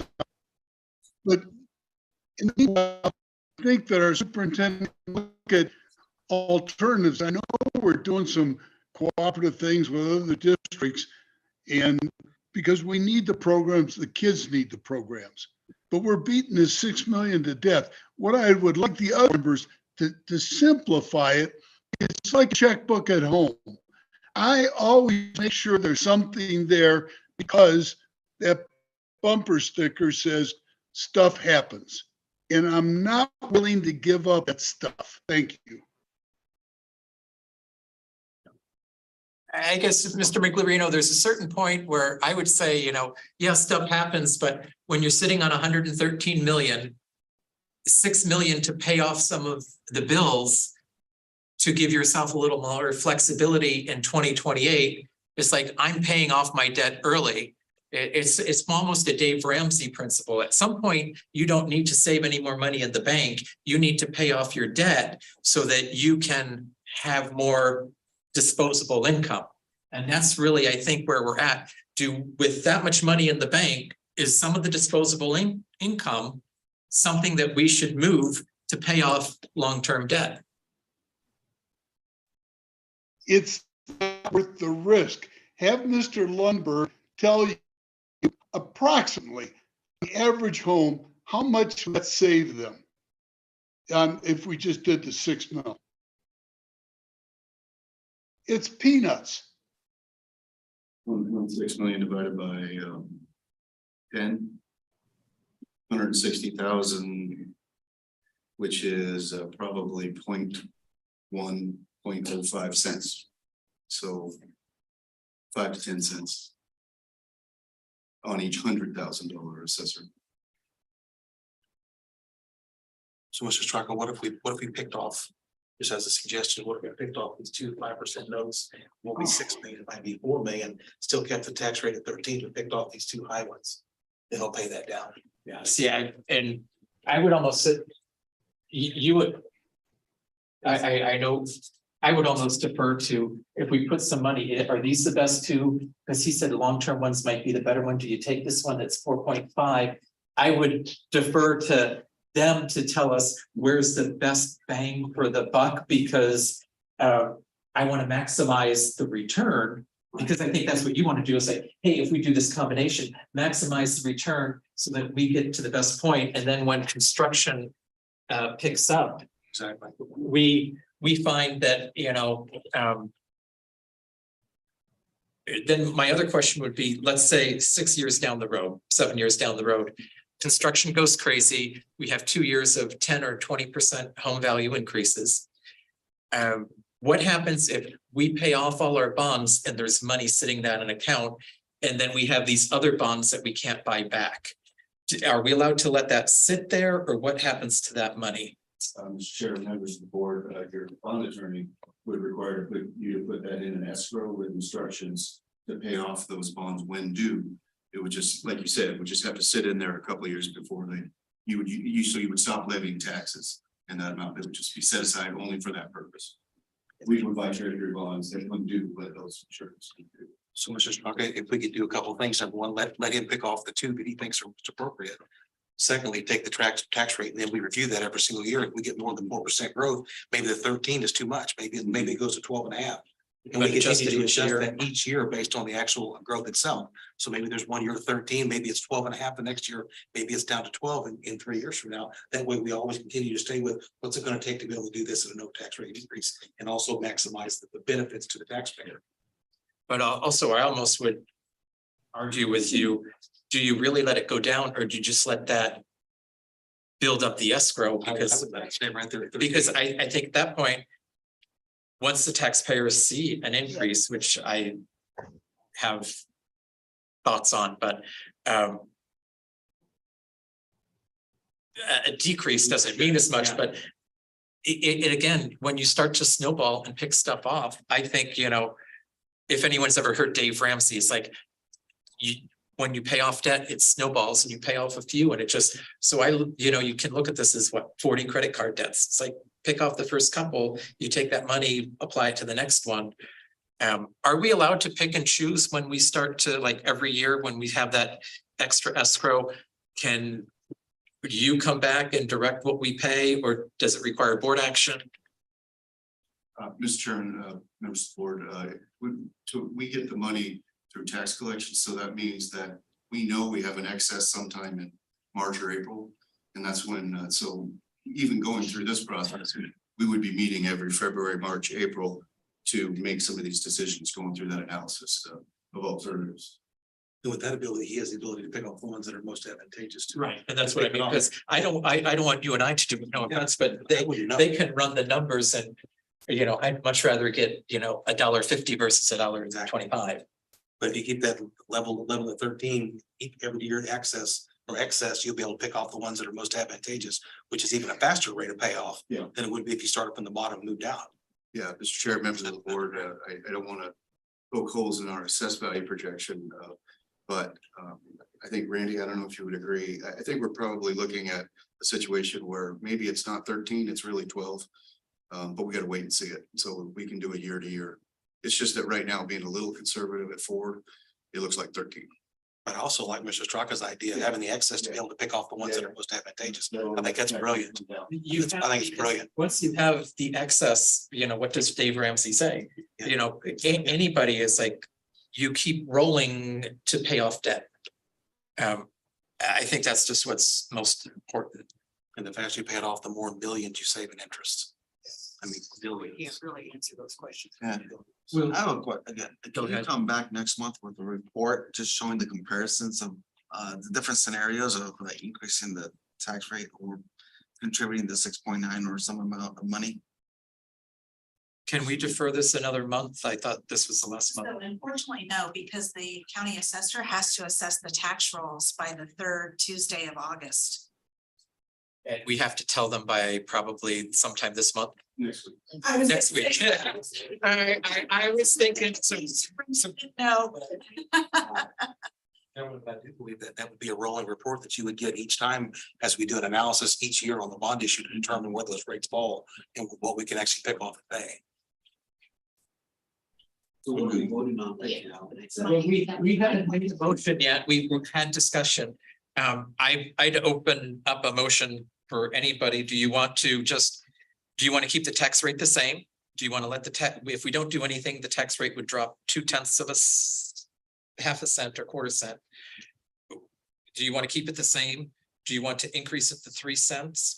Do you want to put money in as well to buy off, let them cherry pick some? Those are all the options on the table. So 1, 2, and Chairman, I'll put the motion out there. I would move that we keep the tax rate the same. He moves to keep it the same. So keep it the same at 10.38. If we were to keep it the Correct. same, what is the disadvantage to the taxpayer? Mr. Chair, members of the board, keeping it the same, this analysis showed that it's basically $16 million more in interest over the 13-year period, so. Basically, $1 billion a year. we would keep it the same as roughly the same payoff is what we're looking at. And then in the future, we can indicate to the public, we've kept the tax rate the same for X amount of years. And then we can proceed, but you know, I think we could beat this to death for another 3 hours. Okay. Is there a second on Mr. Miglerito's motion? Okay. That motion will die for fail of a second. Is there any other motion? Sorry. Really, we're at board discussion. I'd love to let you talk, but I know. Because the other option is we can do nothing and just come back and discuss it in a year. I'm gonna make a motion for option number 3, where we use that 6 million and start paying down Okay, whatever you decide is best. so take the 6 million, and would that also increase the tax rate to the 13.38? Or this tax rate would be 10.38? So I think option 3, what I explained, I just want to make sure we're on, it was like, let's call it the hybrid plan. So you're suggesting $6 million and the 13.38 tax rate, and then we would adjust it next year to keep on track based on growth. Sorry, do you have a graph or is that option on a graph or a table or something? Mr. Chair, members of the board, that one is not. What we have, the option that was presented was actually 13 cents even. And Okay, it 13 just so cents. happens to work really well to have a lot of these goals that we want to met. But the other significance of the 13 is that that's where we set it at the last bond program at the beginning. It's not surprising that it comes out being the tax rate to keep a 9-year amortization Okay, because on our board book, it's 13.38 cents. Because currently it's 0.1038 and adding the 3 cents would make it 13.38. And with their calculations, it's a flat 13, so it's a little bit less. So then it should be, I think I can make a shot for Dr. Sperger. So you keep my original recommendation to raise it to 13, and then just add on that he would pick off 2 of the rates of probably a little over $4+ million. If he just added that on my recommendation, it's the same thing. so is it 13 or 13.38? That's where I'm hearing 13, but the. My analysis suggests 13 of. Okay, It's 13. so 13. And you're suggesting instead of 2, but use $6 million to pick off the best ones. Isn't that what you were explaining before? Yeah, I think he was saying 2, and I was just using 6 million because that's how much we're banking this year. So is your motion The 13 cents will also give you additional money? revenue to accomplish the same. Thing. But it won't happen until next year because we won't get that money from the county until the taxes are collected in the coming year. This would accelerate something this year is, I think, what Ms. Bosom is saying. So how much to the taxpayer are we with the 13? I think you said just a couple of dollars. It's not really that noticeable. It's $3 per 100,000. So For the year. for the year. So let me put it in this way. For a new home buyer buying a $400,000 home, their down payment would, $13 would roughly be $2,000 more down that they would have to save to cover the increased tax. And Mr. Chair, keep in mind too, that the assessor's values of homes these days can be as low as 50% of the market value. So that's on, so if your home's worth 500,000, Randy's done a lot of research. Where, you know, if you see, look at Zillow and they say your house is worth 500,000, the tax value, what did Randy, what would you say, 300 or 350? It depends on where you are. It It's a could lot be less. third of it. Yeah. But the point, Right his now. point made, every dollar, every penny is a dollar on $100,000 of the assessor's value. I think a lot of that's driven in Sun City by the elderly getting some kind of tax freeze because homes in Sun City have a $300 to $500 annual tax revenue bill. And that's just, homes are cheaper there, but they're not that much cheaper. So my concern is going back to the taxpayers that we're not showing that we're increasing our requirement of the taxpayers every year by an amount that's unreasonable. To the other school districts. Yeah, it's, Right? yeah. That's because we're so large, just such a minimal impact. And the only reason I ask about picking the 2 off, 6 million is just something I wish we didn't have to go to 6. I really wish that we could just stay with picking off the 2 highest ones, and that might be 4.5 million plus whatever. And the reason I say that is about every $1 million or so I lose, that gives me that, like, didn't even the ability to be able to do like an academy or a program somewhere. Every $1 million like I lose gives me less ability to add. But I look at, when I say top 2, if he comes back with the top 2 of Series B, they're 4.075 and 4.2, that's $8 million. And that's why I think if we cap it, I don't want to spend, 6 million wouldn't even cover those 2. And so that's where. Mr. Chair, we would just call in a portion of those, give it to whatever dollar amount. Yeah. Used there. You roll a 6 million. Okay, so I think so going back to Ms. Bosom, can you restate your motion?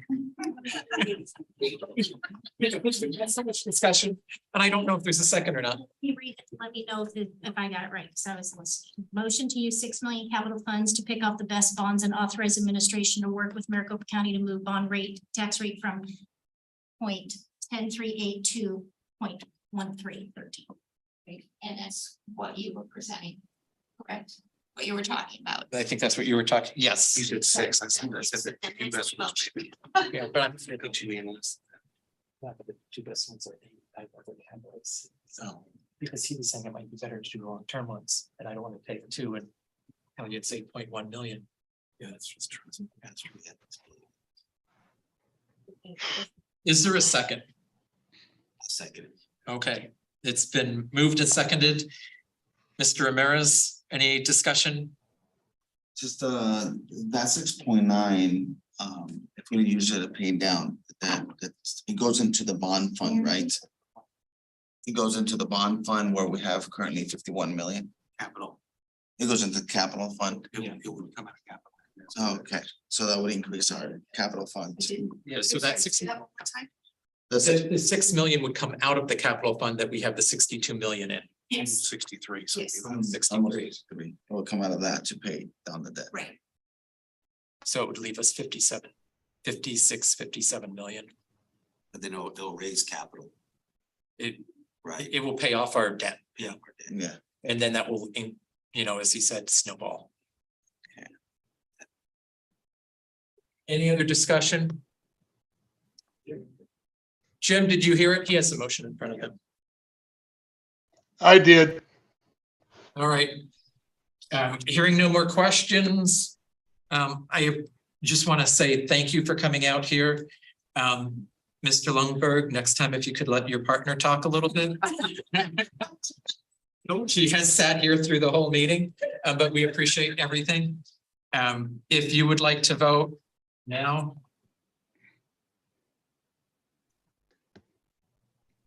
I am not excited about voting for a tax increase, but I think long-term it's. But I think it's a big compromise, you know. But I think it's, again, it's a financial investment in our students long-term. Mr. Moreno, can you give me a yes or no, please? No. Thank you.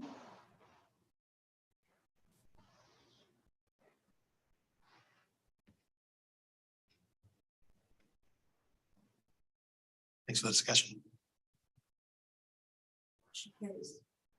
Okay, motion has carried, so we'll move on to, thank you, everybody. We'll move on to tuition reimbursement.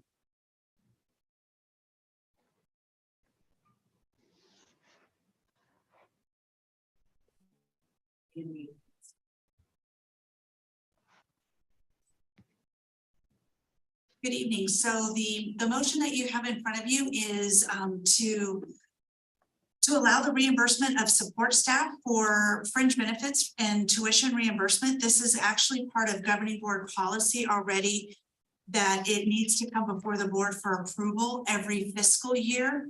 And it was overlooked during the period when the governing board was approving this for the classroom site fund and those eligible employees as well.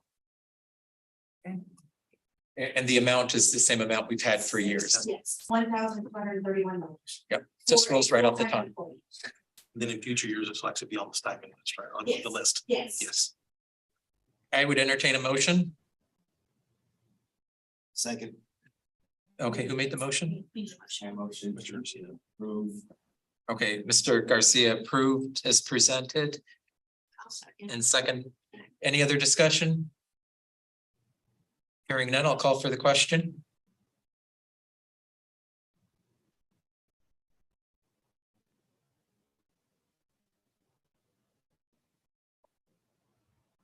Mr. Moreno, can I have a yes or no, please?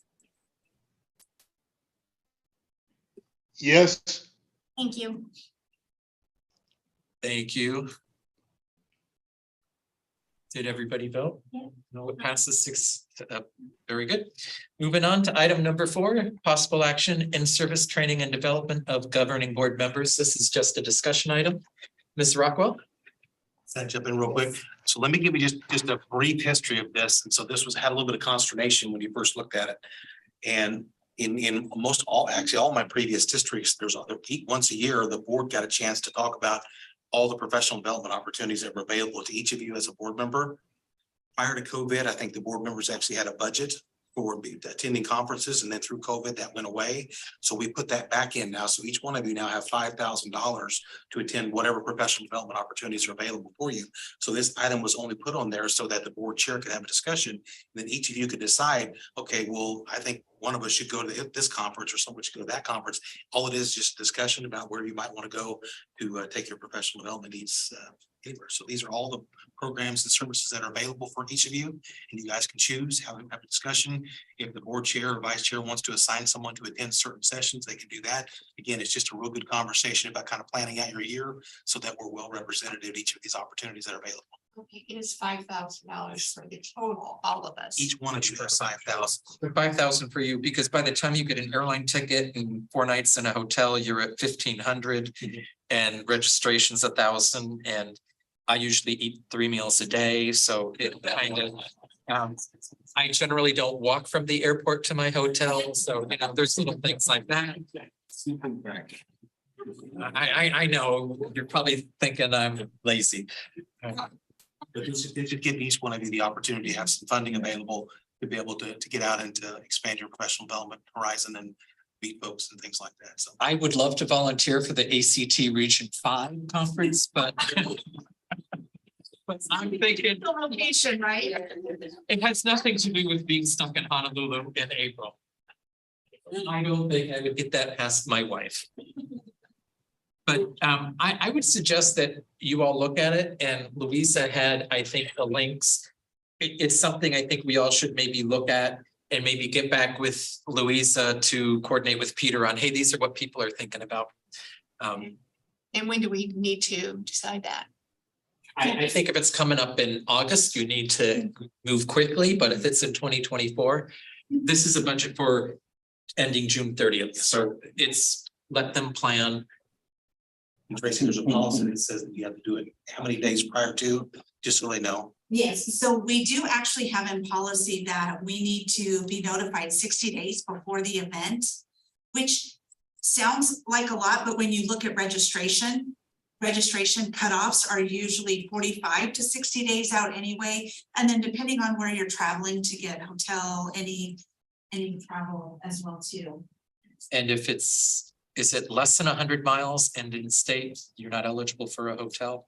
So it's actually 50 miles from your base work, that if you are traveling within that 50 miles, you can stay at a hotel, but it won't be reimbursed by the district. And you're also not eligible to get meal reimbursement either. What if something happens and you have to cancel? So that actually does happen. And what's really nice with all of these organizations is they know that what Mr. Migliorino referred to as the bumper sticker happens. And so a lot of times they will either, like ASBO, for example, they will give you a credit for the next workshop or conference that's coming up. And so you're essentially already paid for part of that event, or they'll issue us a refund depending on what the event may be. Okay. Is there a time frame for anything? They usually do have a time frame, and every one of them is different. I've seen 72 hours, I've seen 2 weeks. Okay. And that's just when we go and we'll work with you and help you out and help coordinate any travel arrangements or anything. Like I know there's a beginning budget and finance workshop that ASBO is putting on in Higley. Well, that's not right down the street from us. And so they do those same workshops on the west side of town too. So, knowing that kind of thing to help work with you, and also to help make flight arrangements, because we do need to have all of the travel and everything paid for through the district versus you receiving a reimbursement for it. Okay. So when will we know for that class that's going to be at Higley? You just let me know if you want to attend it. Right. That's something I definitely want to tell. Yeah, definitely. So we'll work on getting you registered for it. Absolutely. We gotta approve this first, okay? No, it's a discussion item. No, it's an action item because it's a budgeted amount. So if you look at the motion, it's actually kind of a long motion. Motion to approve travel conference registration, reimbursable travel fees for individual board members to attend training and conferences that may include but not limited to Arizona School Boards Association, National School Boards Association, and Association for Career and Technical Education events for each board member for the 23-24 fiscal year. An approved amount of 5,000 is designated. Now for that part, for next year, we will be adding on plus whatever you haven't used for this year. So we will roll over 1 year's worth to your travel budget. So that allows you to then attend a conference that you didn't have enough money for. And then if an individual board member exceeds the allocated travel and conference allocation, the board member would need to bring the travel request to the whole board for consideration and action as part of the action discussion agenda. And usually what happens there is that if a board member knows they're not going to use their 5,000 travel budget and somebody only has $1,000 left, wants to attend a conference, then they would transfer their budget. And that would have to be an action item to transfer your travel budget to another board member. And Melissa does have things set up so that she would track who was spending what, so that if there was If a you need. ever need to know what your travel budget balance would be, you just ask me and I will let you know.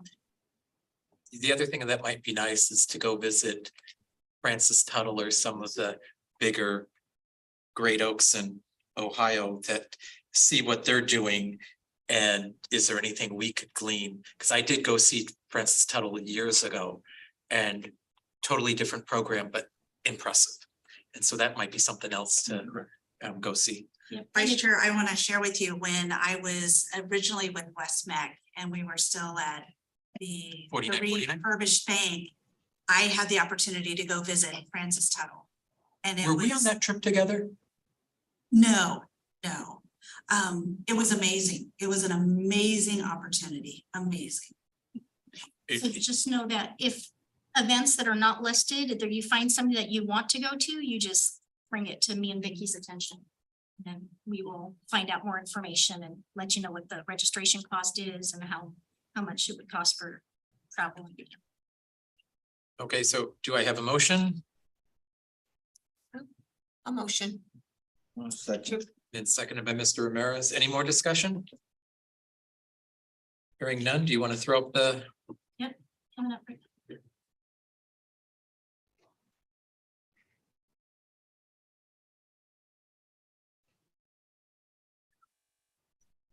Thank you, Ms. Rockwell. Mr. Miglereno, yes or no, please? No.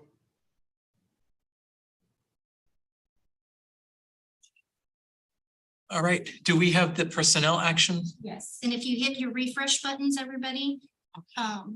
Be item number 5. Personnel will be item number 5. All right.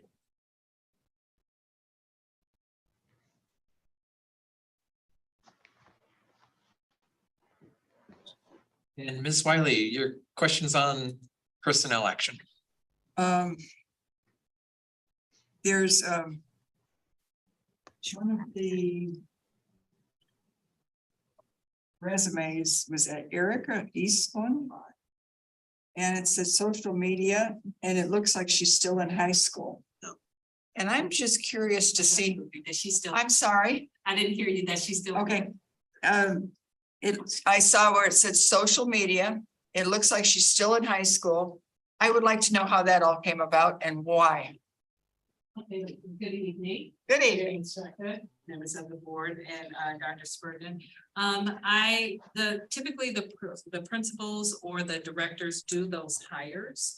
And that would have been a hire, unfortunately, that may have happened before my tenure. I mean, this is my good day. But I'll let.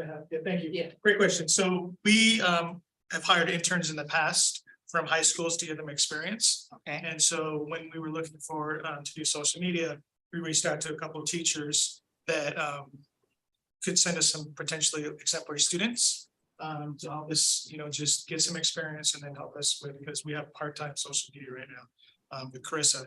And so we looked at some resumes and chose Erica.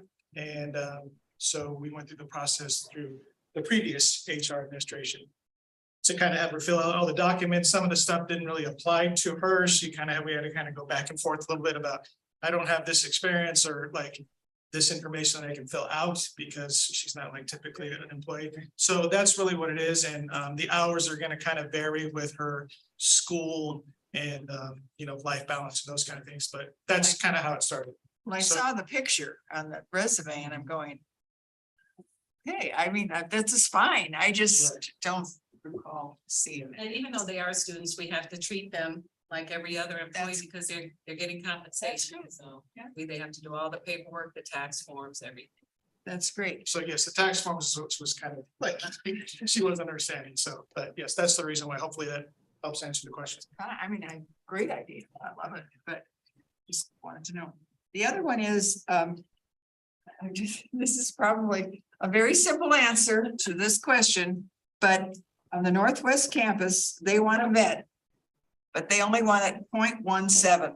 What does that mean? My understanding of the program, and I don't have our administrators here, colleagues, has been hiring, the vets, but typically it's just they work for about an hour or so, or they're almost like a sub, or they support the program, if I'm not mistaken. Well, see, I've got a lady that I play pickleball with and she's a vet and she's interested kind of, but she doesn't want to work full time. And I went 0.17. Our veterinarians are at each of our vet programs, it allows us to run it as a clinic, so their licenses are used. It's really just one day a week. Sometimes during the school year, it might be a little bit more when we have a high capacity of animals or clinics that we're running like on the weekend, like the shot clinics and that type of thing. So it is not a full-time position. It's limited really to 60 hours a month, depending on what is going on our campus. I mean, she could Yes, be they less. usually work a lot less. It just kind of depends on the capacity of the campus. And yes, we are in desperate need of a veterinarian in order to get our clinics up and running. We have a reply. Yes. Good news. That's all I wanted. So are you making a motion to approve? I make a motion to prove it. Is there a second? Second. All right, moved by, I guess, Ms. Bosom beat you out by microseconds there. If with the Olympics, it'd be a silver, which is still pretty good. All in favor? Oh, that's right. I'm sorry. Has to do her job. Yeah, we have to, I'm subbing for Peter and you have to, Mr. Miglerino, can I have a yes or no, please? Aye, yes. all right, that takes, thank you very much. Congratulations on day 5. Okay, policy manual reviews. This is just information and discussion. All right, Chairman Straka, members of the board, we submitted the adopted, hopefully adopted policies to you for review. The plan is for you to look at them as a first read. There was a brief summary of some of the more notable changes that should have been at the front of your board book. I think there were 16 of them that we definitely recommended as changes. So if you had an opportunity to review them and you had any questions, I guess now is the time to have that discussion. Because hopefully we'll be able to do the full adoption at the August meeting. And if not, give her an email with your questions over the next couple of weeks. Okay. All right. So we don't have to. We don't have to vote This on is it. the discussion. And we'll dispense with actually reading each of the policies. Yeah, there was a lot to read. What was that, 113 All right. pages or something? Moving on to future agenda items. Mr. Miglerino, any future agenda items? Well, not for next month. 6 months from now. I'd like to know what the board plans to do with the Prop 301 money and how it is. Prop 301. Of the property. Yeah, I think just could we get an update on your plan, because I understand you only got 24 families and we estimated 41, how those numbers look, because I think they're better than we think. Yeah, they're better. Yeah, absolutely. The only thing I'd like to see a future agenda item, and I think it's probably more longer term. With when COVID ended, that ended our work from home opportunity.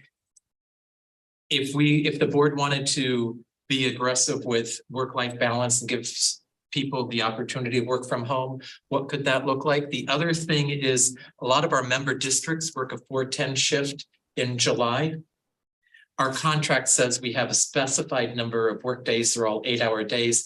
Could we do a study of, are we more effective, even though all the districts are closed on Friday?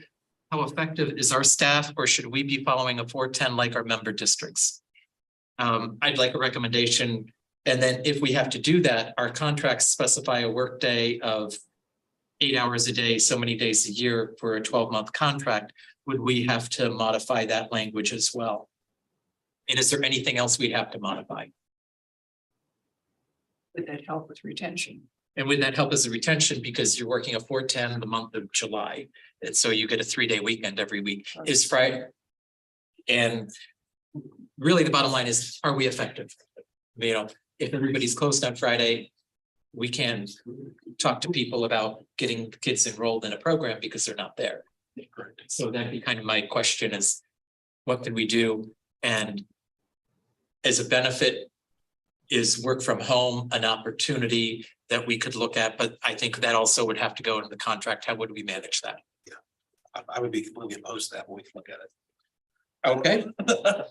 Chair, I add something as well. I would like to see, in one of our discussion, I wouldn't be any request for a vote, but something more of a discussion item.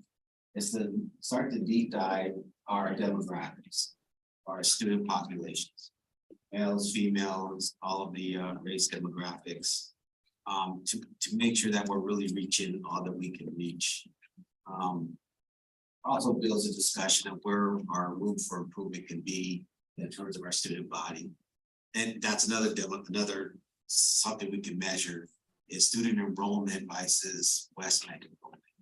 You see where we're not really.